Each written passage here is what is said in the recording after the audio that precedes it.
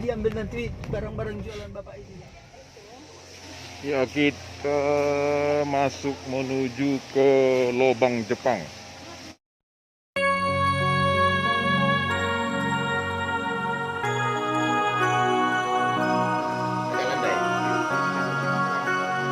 Mau di 32. Tapi kalau kita ambil lurus ke atas, posisi kita sekarang ini berada di bawah tanah kedalaman 40 meter. Jadi kalau kita punya handphone pun di dalamnya tidak ada sinyal.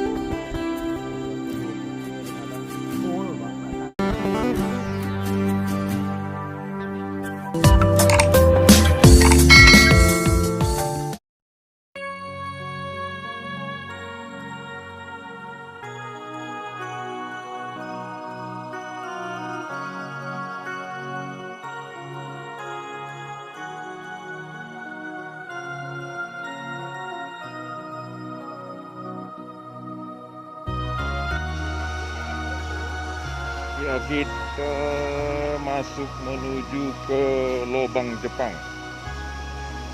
Lubang Jepang.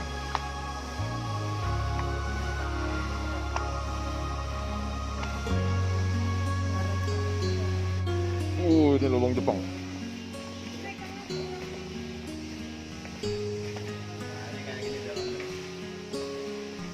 Ini lubang Jepang ini apa ini maksudnya? Nah, ini saya kasih informasi. Saya tunggu dulu aja.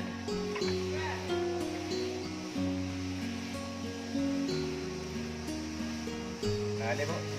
Nah ini bentuk lubang Jepang di dalam seperti ini kak. Nah sekarang posisi kita sekarang di sini.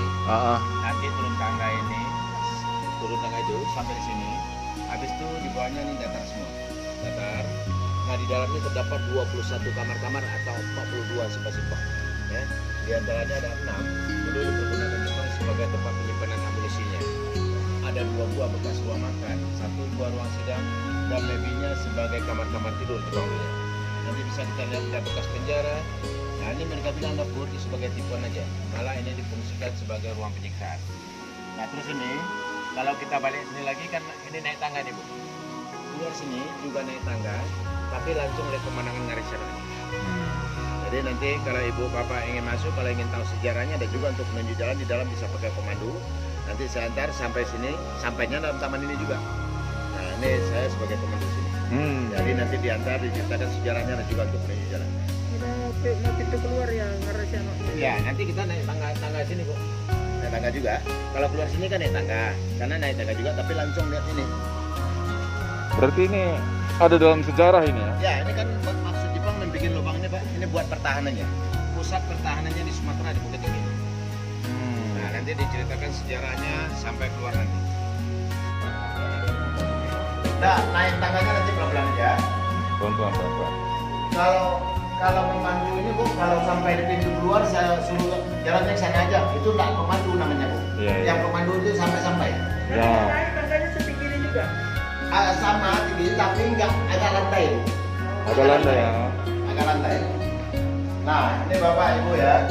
Ini lubang Jepang ini sebetulnya yang bikin bukan orang Jepang. Oke. Tapi orang kita yang kerja paksa Romusa dulu. Iya. Nah para Romusa dulu mereka itu bukan pula orang Sumatera. Tapi mereka didatangkan daripada Jawa, Kalimantan, Sulawesi. Habis kerja mereka itu dibunuh semua. Orang Jawa ya. Lubang rahasia punya papa.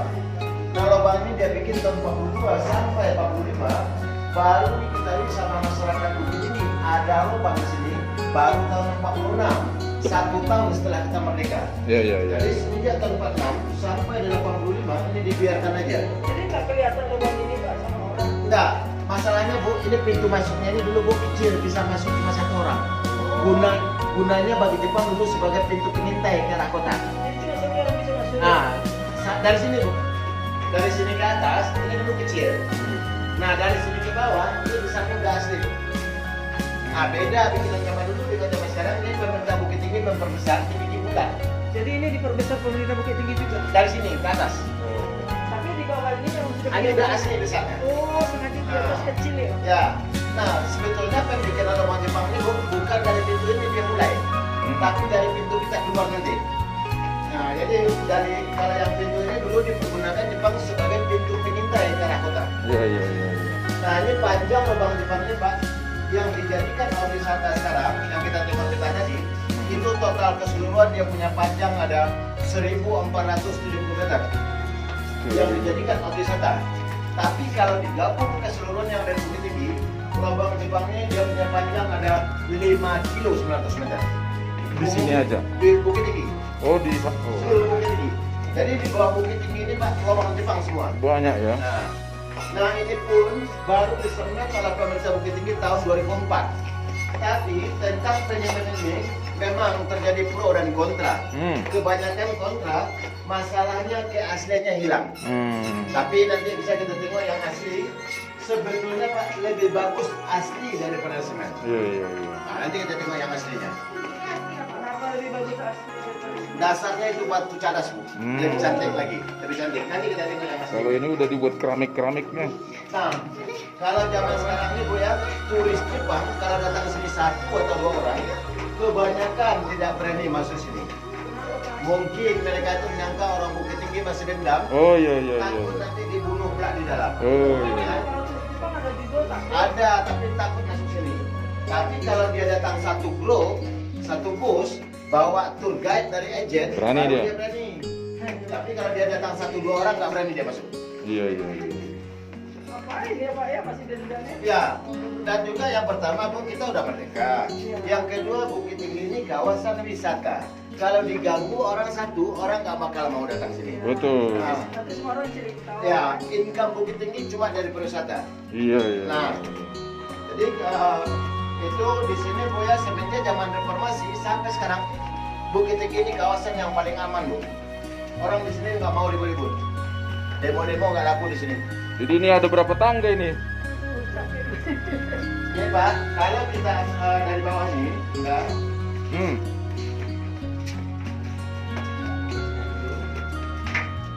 Nah ini Pak ya, kalau kita ambil miring tangan ke atas, Iya. posisi kita sekarang ini berada di bawah tanah kedalaman 64 meter. Oh, 64 Atau meter. dia punya tangga 132 ada tangga. 132. Tapi kalau kita ambil lurus ke atas, posisi kita sekarang ini berada di bawah tanah kedalaman 40 meter. Jadi kalau kita punya handphone pun di dalamnya tidak ada sinyal. Iya. Jadi kalau ada pengunjung yang kesasar mau telepon ke atas nggak bakal bisa. Tidak ada sinyal di Nggak ada dalam. sinyal ya? Ya. Di sini secara nggak ada sinyal ya? Nggak ada Bu. Jadi ini cor ini, cor. Cor semua. Nanti kita lihat yang aslinya Pak. Yang cor ini orang Jepang. Orang kita. Bukan. Kacau ini ya. Enggak, aslinya tanah Bu, batu cadas. Nanti kita tengok yang aslinya. Sebetulnya Honda. Kita tengok yang aslinya nanti. Posisi gelap ini. Nah ini Bapak Ibu, ini lorong yang Posisi pertama gelap. kita tengok peta tadi sampai ujung itu ada 6. Ya, bentar Pak, Oh iya. bentar Pak. Ah, Nah, kasih ya. ini dulu, ini lorong ini 1 sampai ujung itu ada 6. Itu dulu yang dipergunakan oleh Jepang sebagai tempat penyimpanan amunisinya. Amunisi. Dulu, nah sampai ujung kita Oh, iya, tengok iya. ke buntu, ya, kalau kita tengok buntu, kalau kita belok kiri, itu 2 jalan sendiri juga, menghubung antara lubang pertama, kedua sampai 6. Jadi ini ada 2 jalan, 2 jalur. Iya. Iya. Nah, ribuan Bu. Nah, di antara yang 6 ruangan di sini, pemerintah Bukit Tinggi nanti lorong yang kedua mau difungsikan sebagai ruangan mini teater. Ini. Ya, kalau udah siap kita bisa nonton dokumenter sini nantinya.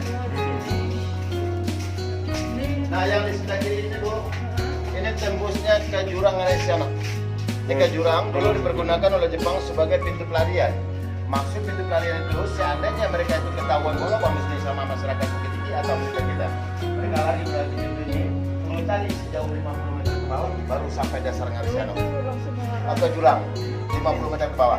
Nah sampai sekarang ini masih difungsikan sebagai ventilasi udara Bu. Makanya udaranya dalam ini sejuk seperti pakai AC. Iya. Ya enggak. Ini apa lagi? Ruang amunisi juga, Bu. Ruang amunisi Jepang. Sampai itu ada 6. Ruang amunisinya. Ya.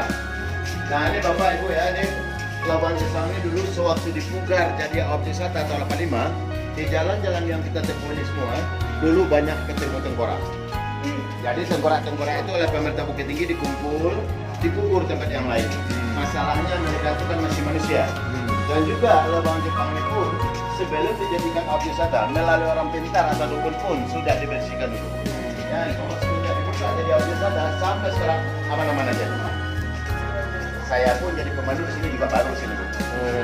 Saya jadi pemandu di sini baru sejak tahun 86. Oh, udah lama, Pak. Sejak dibuka jadi objek wisata. Baru 35 tahun. Udah lama, deh. Baru 35 tahun. Ya, cari nafkah anak istri, Bu, dari sini daripada buat jahat. Pokoknya Bapak nanti masuk YouTube ya. Ah, oke. Nggak sering, Pak. Saya YouTuber.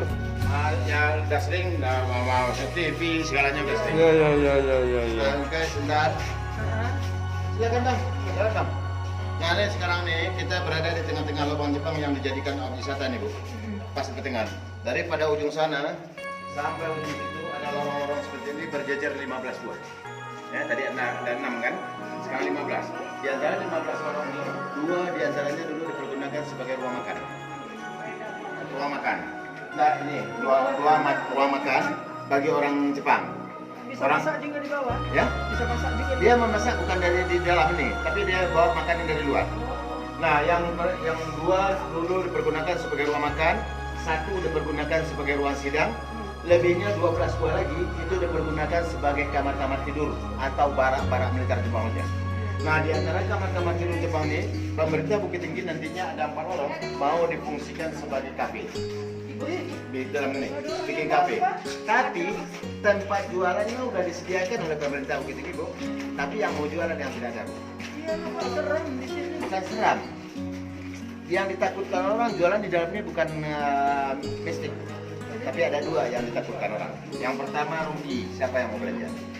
Yang kedua kalau kita terlalu lama di dalam ini, dari pagi duduk aja di dalam ini sampai sore, jangankan untung yang akan kita dapat, malah penyakit, udaranya lembab. Iya, lembab, betul, Itu Pak. yang ditakutkan. Tapi itu terang itu. Itu udah jurang juga, Pak. Iya, untuk jalan keluar. Itu udah ke jurang, Pak. Itu udah jurang ya. Jadi kalau di Bukit Tinggi ini, Bu, Bagian, Pak, ya, kamar-kamar begini. Iya.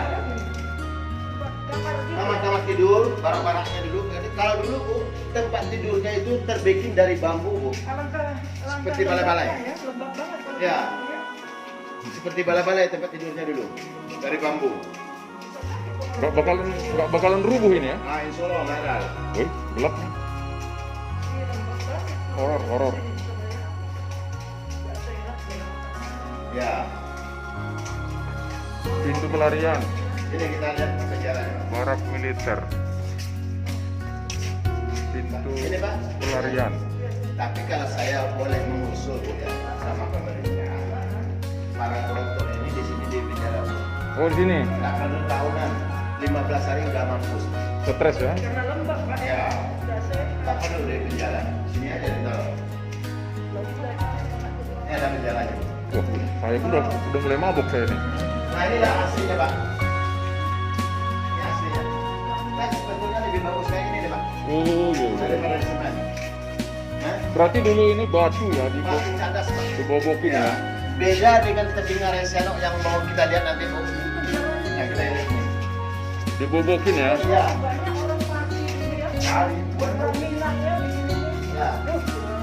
Oke, Bu, ya. Ini kita tengok ini kan samping kiri kanan ada lubang garis-garis nih, Bu. Iya. Nah, ini fungsinya bagi Jepang lubang garis-garis ini ada 2 fungsinya. Yang pertama fungsinya sebagai penaruh obor. Mereka pakai obor di atas sini. Nah, yang kedua sampai sekarang ini masih berfungsi sebagai peredam suara. Biasanya kita kalau di dalam gua kan bergema, Bu. Nah, sekarang berteriak pun kita sini tidak ada gema. Nah, setelah ada semen ada gema jadinya karena yang udah tertutup. Itulah gunanya di Jepang. Bapak, Jepang badan yang pendek, Bapak panjang.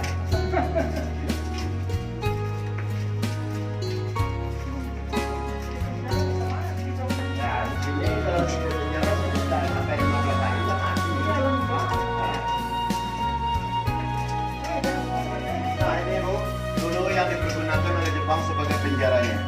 ini penjaranya ini dulu panjangnya ke dalam ada lebih kurang 15 meter dulunya. Tapi sekarang kita tengok sudah pendek. Orang kita yang nggak mau kerja membangkang. Nah, ini sudah penjara. Enggak, ini datar aja dulu 15 meter ke dalam. Nah, sekarang pendek itu bukan karena longsor, Bu. Bukan karena longsor. Tapi jalan ini sebelum dikasih batu ini, dulu tanahnya nggak rata. Jadi didatarkan dulu, lebih-lebih tanah itu waktu pemugaran mereka buang ke dalam ini. Makanya sekarang pendek. Nah, guna penjara ini bagi orang kita yang membangkang nggak mau kerja, mereka di penjara di sini, setelah itu mereka disiksa dan langsung dibunuh.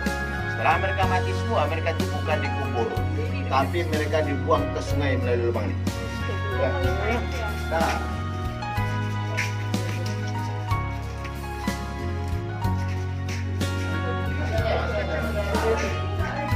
nah ini bang, nggak baru. Yang ada beton besi semua baru. Nah, ini baru semua. Nah ini Pak ya, ini pintu masuknya ini dulu sama besar dengan atas ini dulu.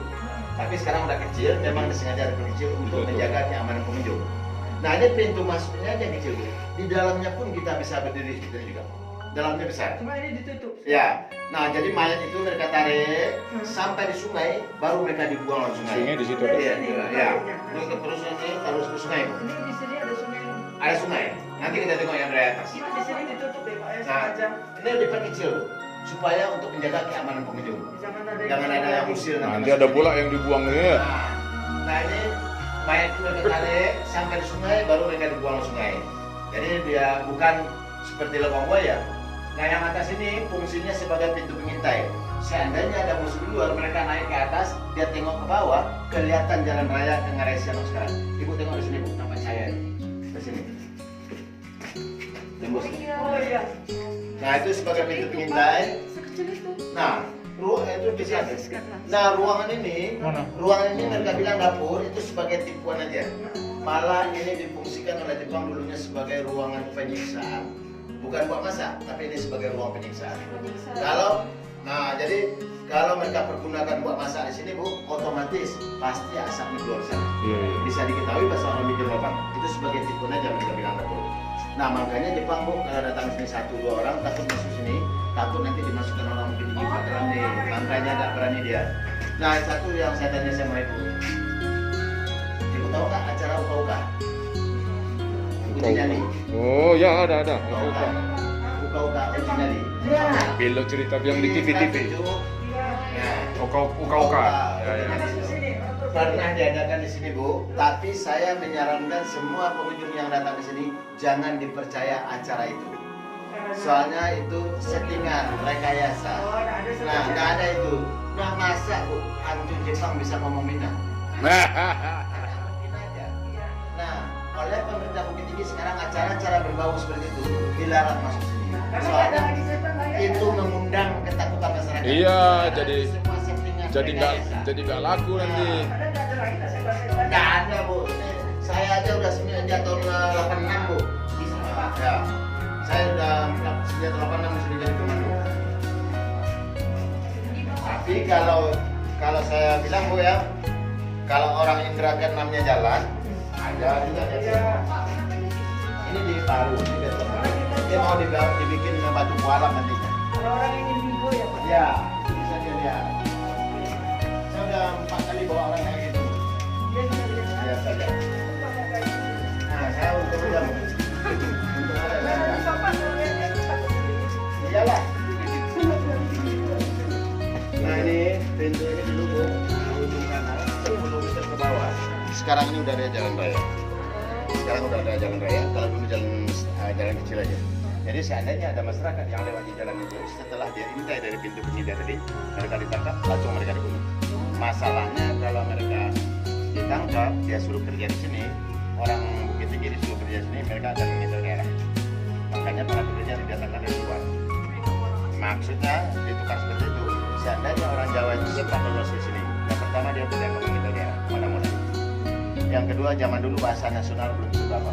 Kita pakai bahasa daerah masing-masing. Jadi kalau orang Jawa sempat lolos, ketemu sama orang Minang. Orang Jawa ngomong Jawa, orang Minang ngomong Minang. Jadi nggak nyambung, nggak bisa buka rahasia. Itulah tadi mereka. Sambung rahasia doang. Supaya nggak bisa buka rahasia. Sama kalau orang Bukit Tinggi dia tanya di atas Bu, Bu ya. Dia tangga di atas, mereka dibawa ke Riau Bu. Bikin jalan tertati. Jadi mereka saling bertukar. Jadi ini kalau kawasan Riau. Nah ini bentar ya. Iya. Silakan Bang, lewat.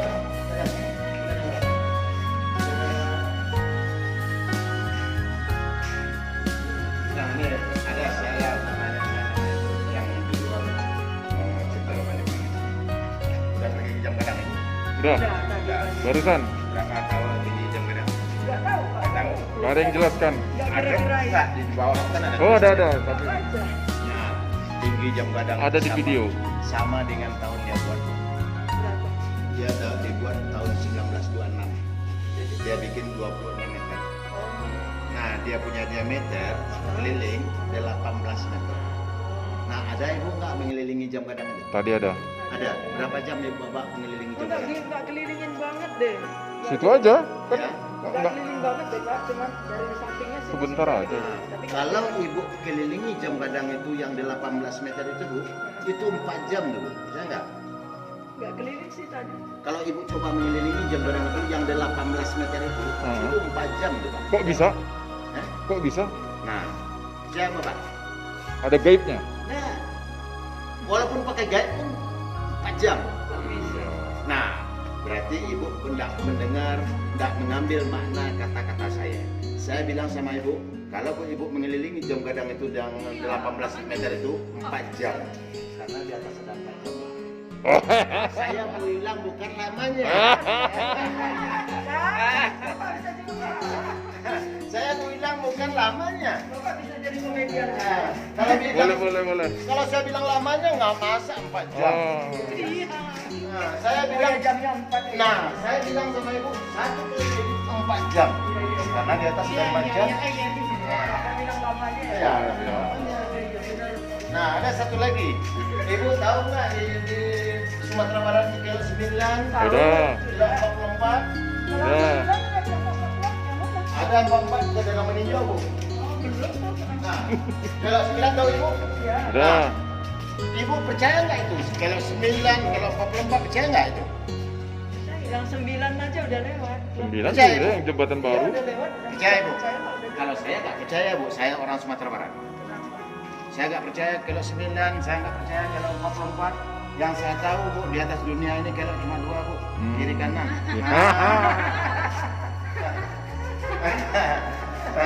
Nah ini pintu ini Itu bu udah ya. orang udah bebas keluar masuk tuh. Nah ini pintu ini tidak boleh masuk ini pak. Nah ini pintu masuk ini dulu dipergunakan oleh Jepang sebagai pintu utamanya nih bu. Maksud pintu utama ini tempat dia start ketika lubang Jepang ini dari sini dia mulai. Iya. Baru mereka bikin kamar-kamar di dalam, baru tembus ke atas tadi. Jadi dia membawa para pekerja, menurunkan tangannya, membawa makanan dari sini semua. Tapi sampai sekarang ini bu masih ada yang belum dapat diketahui, masih tanda tanya. Ada 3. Yang pertama kemana dia buang bekas galen tanah ini? Iya. Ini berapa bekas galen tanah ini? Kemana? Berapa ribu kubik ini? Kubik ya. Nah, yang kedua berapa ribu jumlah orang kita yang jadi korban? Iya. Tidak dapat dinyatakan sampai sekarang. Nah yang ketiga pimpinannya di sini dulu yaitu Jenderal Watanabe. Apakah dia sudah mati? Kemana dia pergi sampai saat ini diketahui. Jadi yang 3 itu masih tanda tanya. Itulah tentang cerita lapangan Jepang semua. Ini apa ini? Nah ini bu, ini digali baru oleh pemerintah Bukit Tinggi mau bikin musola. Nah, bikin musola, tapi tidak jadi difungsikan. Ini mubazir. Siapa yang musola di sini di atas mesin banyak? Nah ini digali baru mau bikin toilet. Dalam toilet itu tidak bersih bu, nanti baunya bisa dicium ke dalam. Jadi tidak jadi difungsikan. Akhirnya mubazir. Tadi kami udah ke bawah, Pak. Tadi kami udah ke bawah. Ya, sampai ke bawah tadi kami.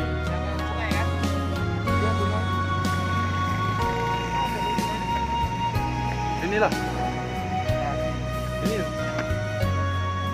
Ini namanya tembok Cina. Bukan. Oh, di sana. Kalau tangga tembok Cina itu dikasih di 350 tangga.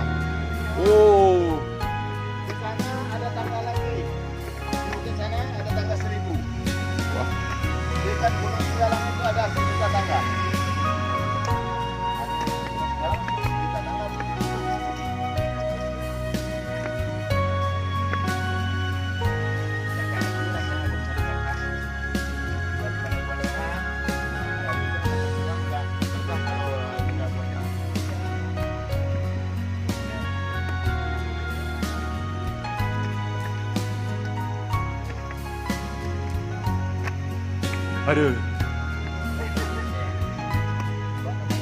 Aduh.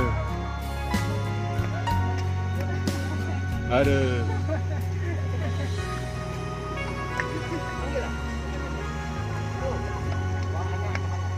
Patungnya. Monyet. Oh iya. Masih panjang tangganya, Pak. Nah, sini coba, Bu, istirahat sini dulu, Bu. Astagfirullah panjangnya.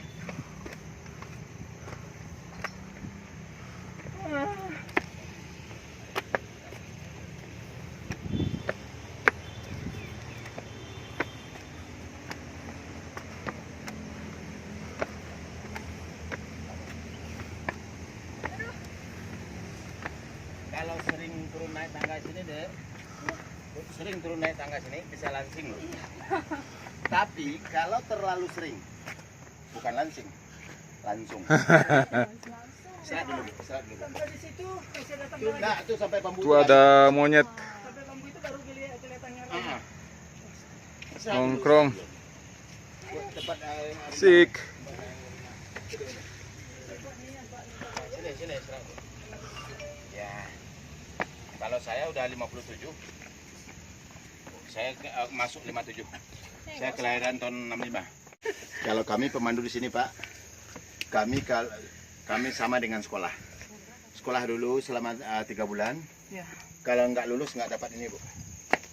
Oh, harus lulus itu. Tapi itu Biar aku dapat. bukan sejarah tentang lubang Jepang aja. Tapi itu untuk Minangkabau Tour. Oh. Semua daerah objek wisata di Sumatera Barat. Mendengar jantungku. Jadi kita ke atas ini mau melihat Ngaresano. Ya, Di situ kelihatan ngarainya. nanti turun sini lagi. Sebenarnya Ngaresano itu masih jauh sebenarnya ya, bukan di sini kan. Nah, di Kamboja. Enggak di sini kan. Hanya melihat aja kan Ngaresano itu. Mbak, nampak. Ngarainya. Tapi kalau mau ke ngarainya Nampak, orang dari mana? Kalau ke Ngarainya turun ke bawah. Kalau turun ke bawah, apa yang ditengok, Bu? Hutan. Iya. Kalau melihat pemandangan itu kan dari jauh. Iya, iya. Kayak monyet dong. Jadi dia utuh kelihatan pemandangan ya. Ya. Di Amerika. Kalau nggak ada pemandu mungkin orang nggak tahu ini. nggak tahu jalan di sini, menuju nggak ke tahu. ini. Di dalam pun bisa, di dalam pun bisa nyasar juga. Bisa nyasar, Masalahnya orang bentuknya Bingung sama orang aja, kan bingung. Masuk lorong ini, Bisa masuk keluar loh. lorong ini Nggak tahu, keluar-keluar bingung. ya. Ya. Soalnya simpang-simpangnya di dalam ada 42. Nggak ada petunjuk keluar Petunjuk gitu, sengaja ya. Bukan sengaja, Pak. Bukan sengaja, Pak. Dulu pernah dikasih pemerintah dengan lampu panah penunjuk jalan dirusak oleh pengunjung. Nah, satu lagi di dalam dikasih CCTV. Malah CCTV sekarang udah mati semua, dirusak. Dihancurin. Nah, dirusak, diputusin. Nah, satu lagi ada juga seperti telepon. Ditaruh di simpang 3 tadi itu, tempat saya kasih tahu ini pas petingan tadi. Itu dikasih seperti telepon, masukkan koin 100 bisa dengar sejarah. Malah dirusak. Jadi pengunjung merusak terus, pemerintah udah pesan memperbaiki, tidak ditaruh lagi. Jadi manual aja lah ya. Nah, manual lagi. Nah nih, Oke. jadi namanya Pak John. Ya, nama saya Jadi John. pekerjaannya di Gua Jepang. Pemandu gua Jepang. Lubang Jepang, Nah, Lubang pemandu, Jepang. pemandu, Pemandu ya. Lubang Jepang. Sumber informasi yang bagus hari ini. Terima kasih Pak Sama-sama, John. Pak. Ya. Oke.